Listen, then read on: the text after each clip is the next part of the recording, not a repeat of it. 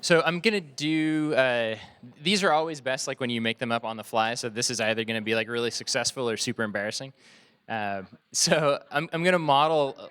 Yes, for embarrassing. So I'm gonna try and model a little bit of what Cornelia talked about being vulnerable. So one of the things that was surprising to me as a new manager at some point, I learned that there are these things called coaches, right? And executive coaches, and they're amazing if you find the right one that syncs with you. I don't know why I hadn't heard of that before my current gig. I suspect that it goes back to what we sort of talked about in the beginning. That as a leader, it's strange to admit you don't know. Like I don't know the answers. Like I kind of should have all the answers. And if I have all the answers, like I don't need any help. Like why would I need a coach, right?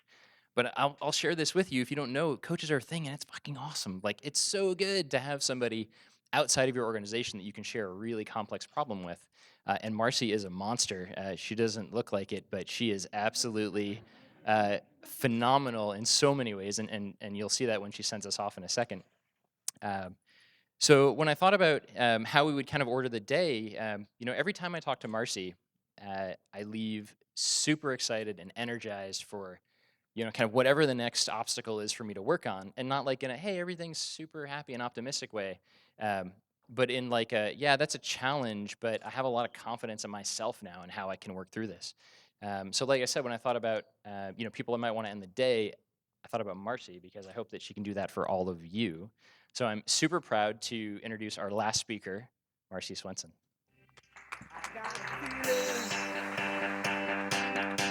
That tonight's gonna be a good night. Thanks, Rob. Back when I started leading and actually started my own company almost 30 years ago now, I will definitely admit it was kind of a shit show and really a struggle. There were not that many books about leadership at small companies, certainly not at startups. There were also no blogs, no internet. Cell phones were like this big and came in a shoulder bag, and email went over Apple Talk. Yeah, so you get the idea. So first I want to recognize the speakers today have been phenomenal. I am so appreciative. Like I sat in the audience and I learned unbelievable things. So thank you to the speakers. Second, I want to say a giant thank you to Sliff and Hannah. They put this conference together.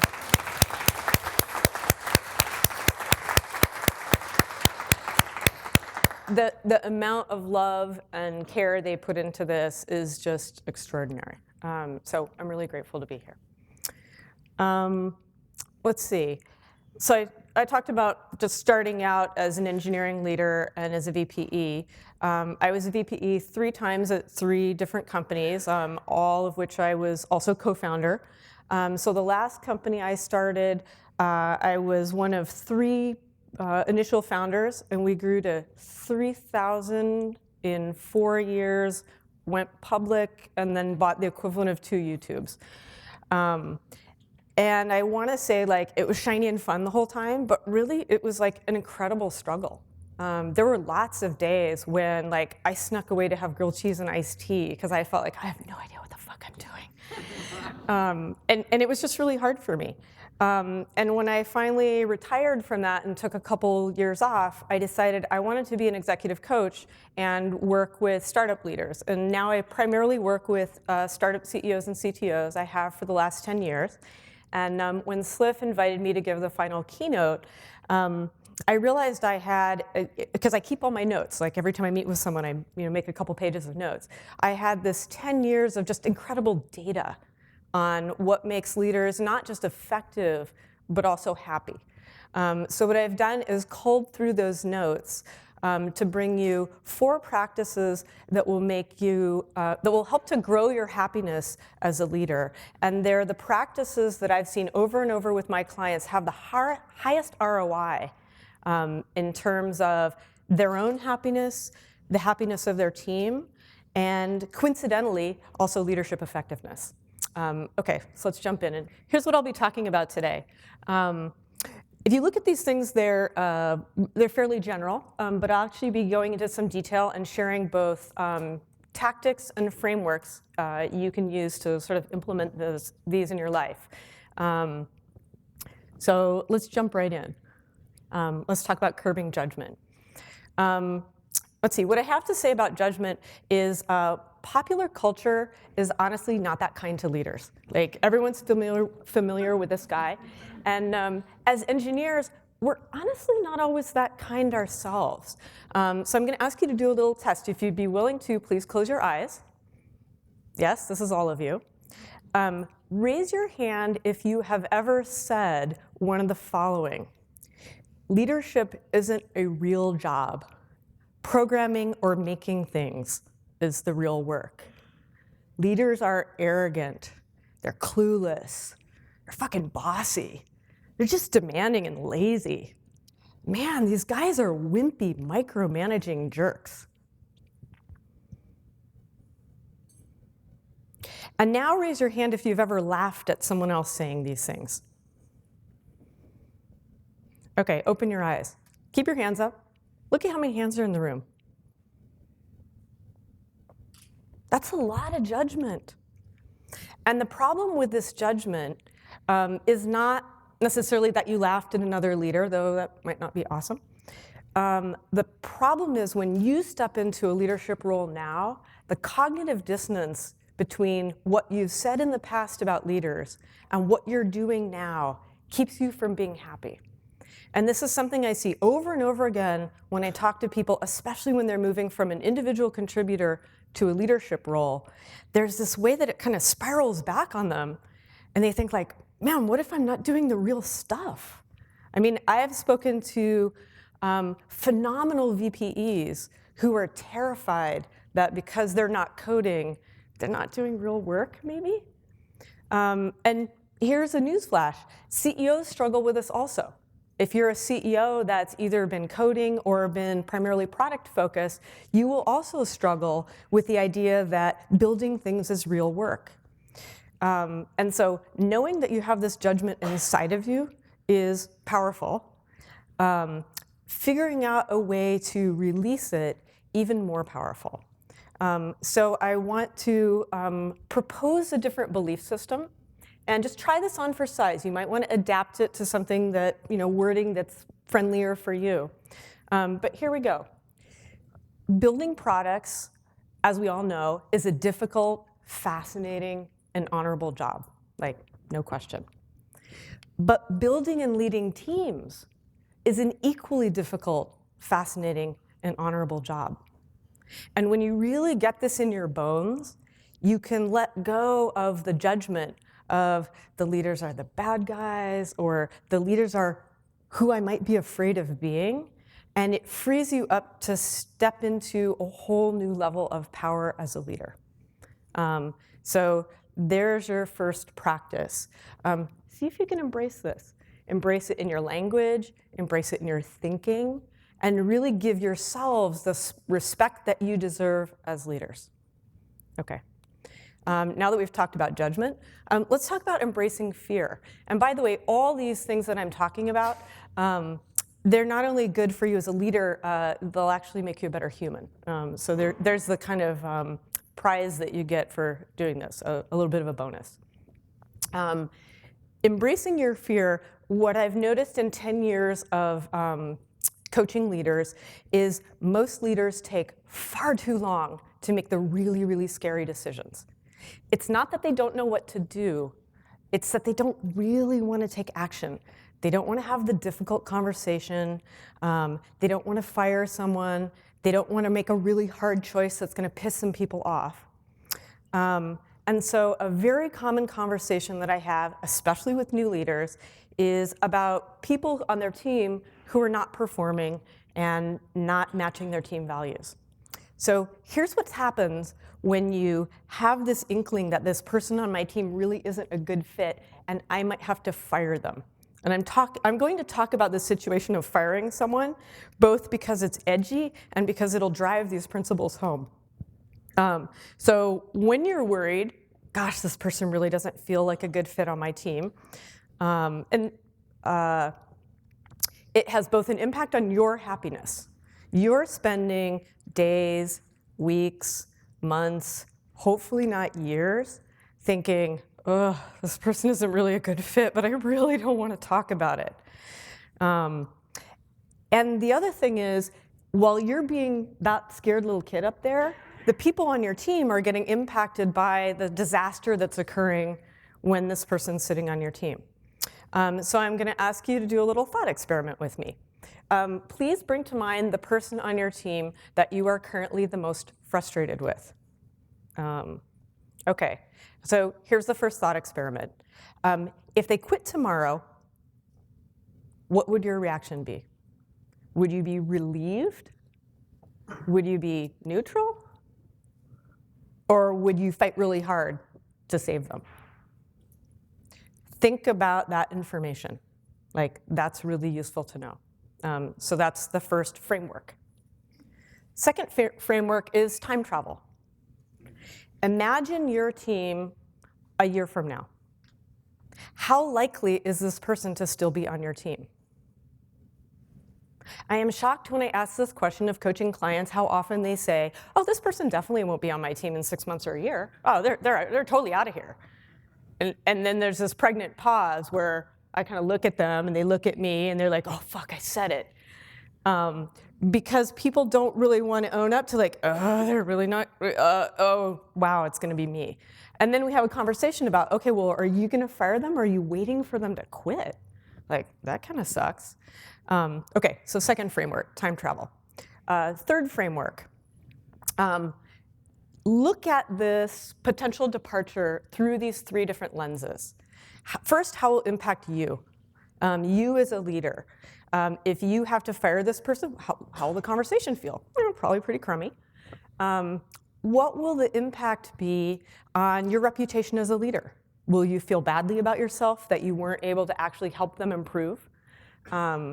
How will your team potentially judge you? Can you make it into a teachable moment, or will it blow over? So that's the first place to look. But I made this relatively small. The next place I want you to go is to think about this individual. Are they likely to have a flourishing, happy career at your company under your leadership on your team? Is this a place they can thrive and be really happy? Or might they be better off someplace else that maybe has different values or more or less structure or a larger or smaller team?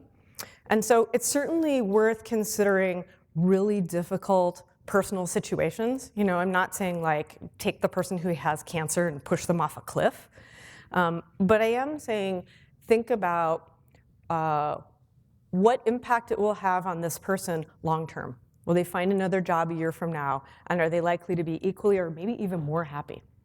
But here's where the real kicker comes in. Your job as a leader is to be the steward of your team.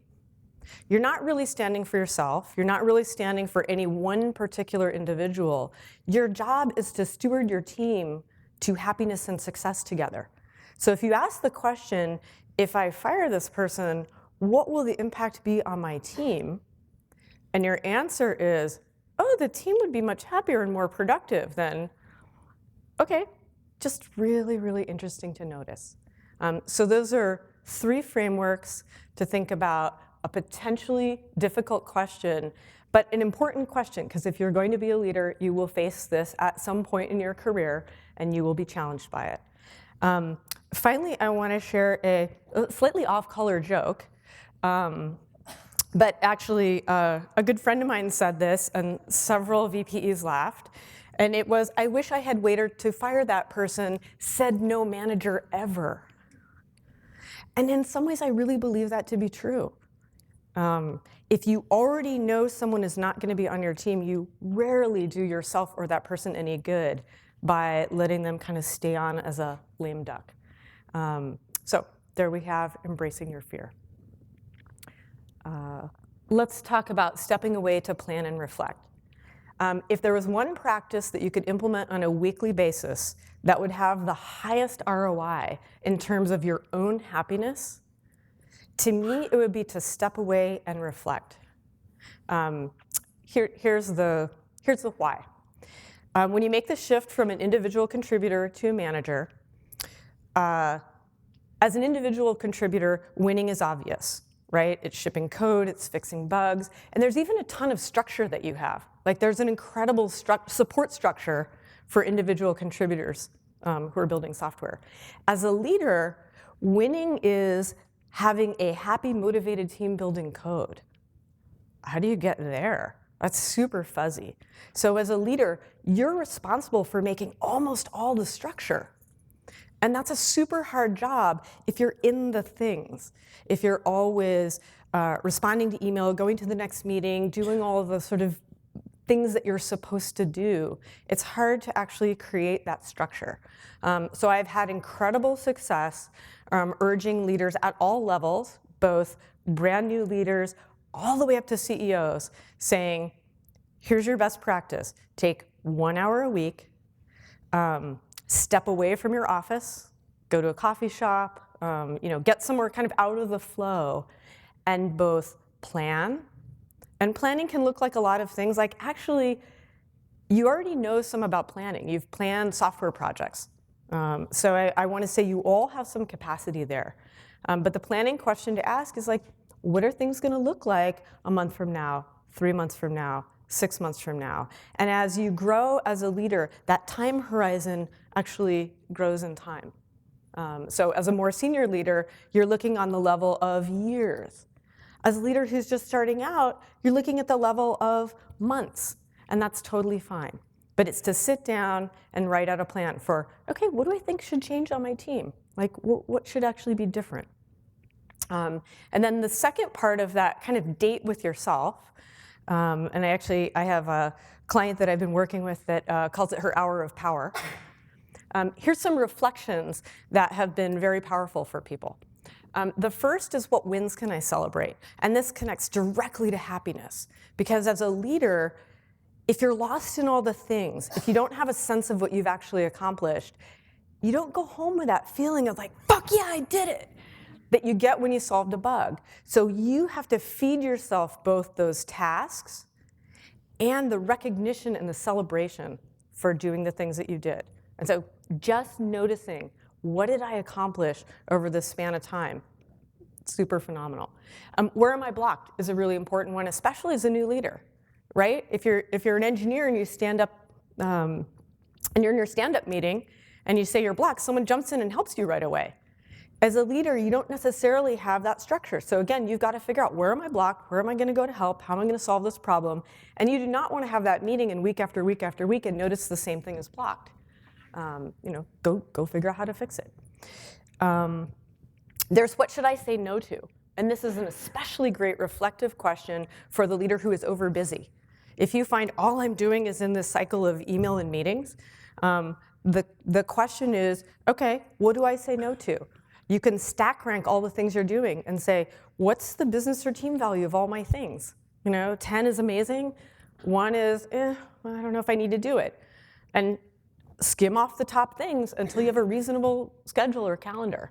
And then the final reflection, and I found that in 10 years of asking almost every client this at the end of almost every meeting, because I end with, okay, what did you learn in this last week? They always have something phenomenal to say. If they took the time to reflect on the last week, they realize like, ooh, I learned this really interesting thing about solving people puzzles. I learned something about myself, about my organization. So just taking the time to be quiet and kind of out of the flow of things will generate incredible learning. And here's the other thing that's phenomenal. Doing this lowers your stress level by a lot. Like literally, single biggest thing you can do to reduce your stress. Because instead of being in the things, the stress comes from like, I have to do the things. Your perspective broadens. You have more sense of what's happening. So you're either noticing like, oh, I am focusing on the things that are most important, or sometimes you go, oh, I should drop those things. I got to go over here.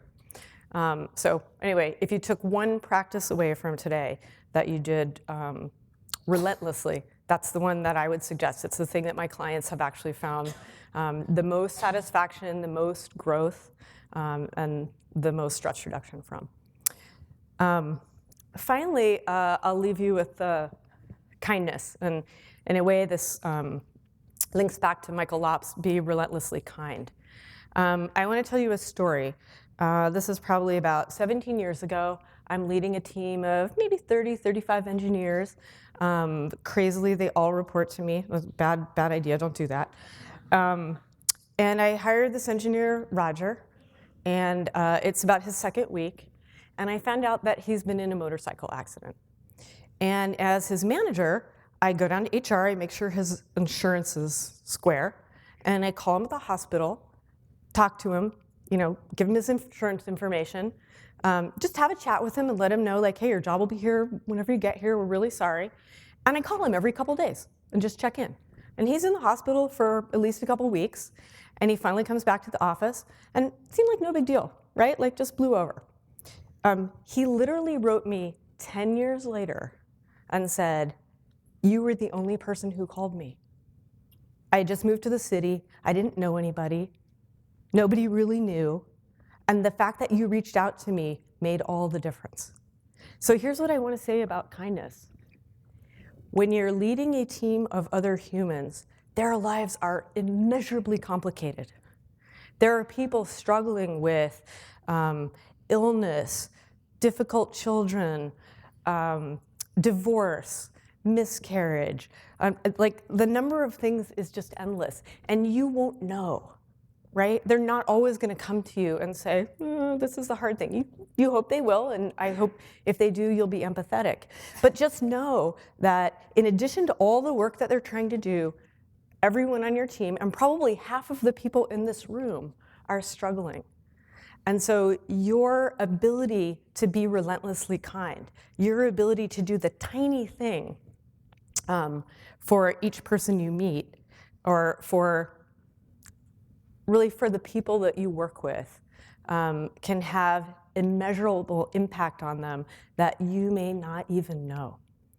And here's the kicker. It's actually really, really good for you.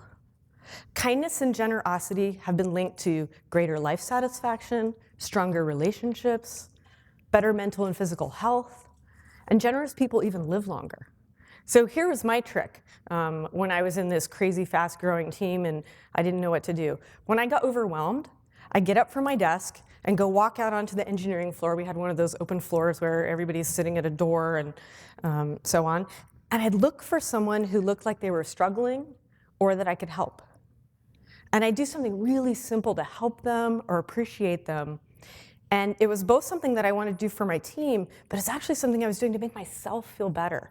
Because once I was giving something to someone on my team, once I was out of my, oh shit, how am I going to get this done struggle, everything got easier. I felt connected to people. I felt like I could do something useful. And then, like, all of a sudden, I could go back to my desk and, have a new idea. So we're going to go on another little imagination journey. Imagine it's 3 years in the future. It's August 2018. And you've done a pretty good job at curbing your judgment. You're embracing fear a bit more. You plan and reflect regularly. You're practicing some acts of kindness. You're regularly eating your vegetables.